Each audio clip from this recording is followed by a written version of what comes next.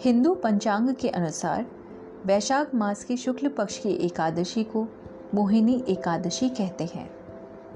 हिंदू पौराणिक मान्यताओं के अनुसार इस एकादशी के प्रताप से व्रत करने वाला व्यक्ति मोह माया से ऊपर उठ जाता है और मोक्ष को प्राप्त करता है।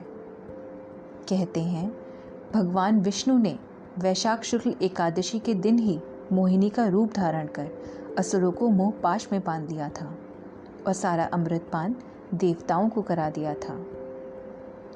इसके अतिरिक्त कुछ मान्यताओं के अनुसार माता सीता के विरह से पीड़ित भगवान श्री राम और महाभारत काल में युधिष्ठिर ने भी अपने दुखों से छुटकारा पाने के लिए इस एकादशी का व्रत पूरे विधि विधान से किया था। पौराणिक कथाओं के अनुसार मोहिनी एकादशी के व्रत की कथा कुछ इस प्रकार है। प्राचीन काल में भद्रावती नाम का एक बहुत ही सुंदर नगर हुआ करता था, जहां धृतिमान नामक राजा राज किया करते थे। राजा बहुत ही पुण्यात्मा थे। उनके राज में प्रजा भी धार्मिक कार्यक्रमों में बढ़ चढ़कर भाग लेती। इसी नगर में धनपाल नाम का एक वैश्य भी रहता था। धनपाल भगवान विष्णु का परम भक्त था और एक पुण्यकारी सेठ था। भगवान विष्णु की कृपा से उसकी 5 संतानें थीं, जिनमें से सबसे छोटे पुत्र का नाम धृष्टबुद्धि था। उसका यह नाम उसके दृष्ट कर्मों के कारण ही पड़ा था।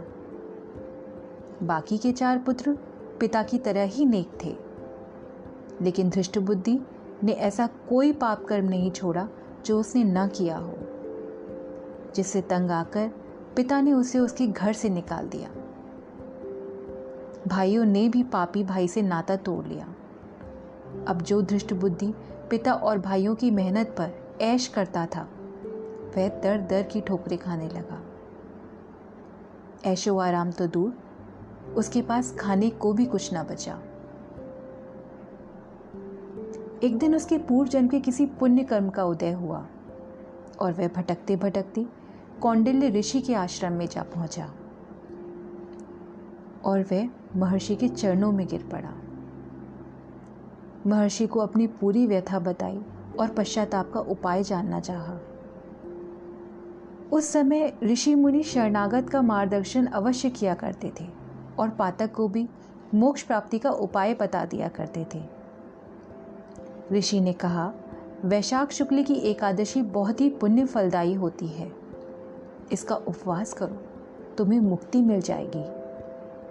धृष्ट बुद्धि ने महर्षि की बताई विधि अनुसार वैशाख शुक्ल एकादशी यानी मोहिनी एकादशी का उपवास किया। इसके बाद उसे पाप कर्मों से छुटकारा मिला और मोक्ष की प्राप्ति हुई।